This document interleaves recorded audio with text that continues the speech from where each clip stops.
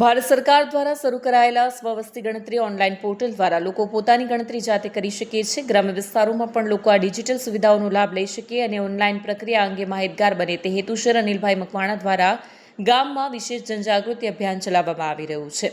બોરીદ્રા પ્રાથમિક શાળાના મુખ્ય શિક્ષક અને રાજ્યકક્ષાના શ્રેષ્ઠ શિક્ષક એવોર્ડ વિજેતા અનિલ મકવાણા ગામના દરેક વિસ્તારમાં જઈ લોકોને સ્વવસ્તી ગણતરીનું મહત્વ સમજાવી રહ્યા છે. આ અભિયાનના પરિણામે ગ્રામજનોમાં ઓનલાઈન સ્વવસ્તી ગણતરી પ્રત્યે જાગૃતિ અને ઉત્સાહ જોવા મળી રહ્યો છે.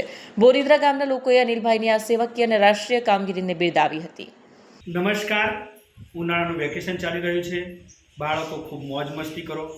સમાજની અંદર શિક્ષણ પ્રત્યેની જાગૃતિ ફેલાય તે માટે અને બાળકો પોતાનો જે અભ્યાસ છે એ તાજોમાજો રાખે એ હેતુથી ઘર મુલાકાત દ્વારા બાળકોને શૈક્ષણિક માર્ગદર્શન આપું છું.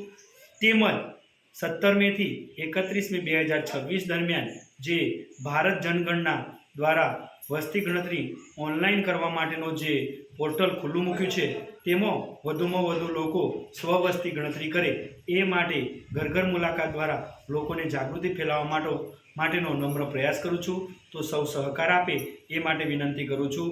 મારું નામ મકવાણા ખાતુભાઈ, મુખ્ય શિક્ષક, પ્રાથમિક ગ્રુપ શાળા બોરીદ્રા, તાલુકો નાંદોદ, જિલ્લો નર્મદા. નમસ્કાર. જય હિન્દ. વિડીયો જર્નાલિસ્ટ દીપક જગતાપ સાથે સજા ટીવી ન્યૂઝ રાજપીપળા.